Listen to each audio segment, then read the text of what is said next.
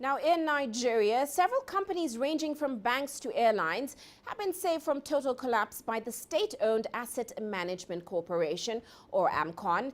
The latest firm AMCON has taken over is the heavily indebted Arik Air. Well, the average lifespan of a Nigerian company is estimated at 10 years before they fold, mostly due to poor management. Well, CGTN's Kelechi Emekalam spoke to AMCON about its role in supporting Nigerian businesses at a time when the economy continues to struggle. AMCON's role in the economy is actually to support businesses. And I can tell you that we are doing a lot to make sure we support businesses, because if you recall, our intervention in the financial sector when AMCON was created in 2010, we actually saved 14,000 jobs. Okay?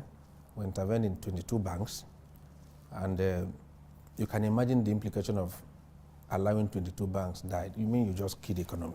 You listed a catalogue of debts Arik owed you, old banks, and even abroad. Now, let's dissect a bit. How much really does it come up to? Well over 300 billion naira. Okay? And like I said, our own total exposure is over 263. So you can imagine, Arik even owes the UK custom. Okay? I mean, you can't have an airline that we call our own biggest carrier not to respect international laws of aviation. You default in Nigeria, you default abroad. You have no respect for constitutional authorities. You deduct tax from staff, you won't remit to government.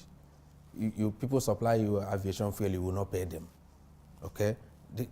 A lot of impunity. And I mean, you can't run like that. Now, you did say that the airlines would have shut down in weeks if you did not intervene.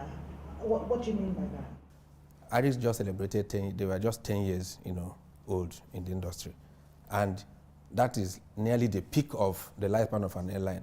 And with all the indices, I read out now, all these negative indices, not paying staff, flight delays. Those who supply aviation fuel say they are not going to supply anymore because they are owing them accumulated rent. Vendors who supply even the snack that people use to refreshment in the aircraft say they are not going to supply again.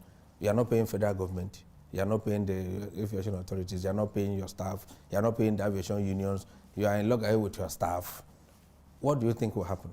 The airline will grant a halt. Now, under the current economic realities, would you say that that anybody who's taking over that business would make profits? Would it be a profitable business to that? Well, Nigeria has a huge market, has huge population, and we travel a lot. So we actually need some form of government control to regulate the aviation industry, because I'm sure there's a lot of investors that want to come in. But also know that if things are not right, investors leave your country. You and I were here when Richard Branson came with the best of ideas. Virgin Atlantic had an arm here called Virgin Nigeria. But because of the unfriendly nature of the aviation industry in Nigeria, he left. So many businesses have left Nigeria.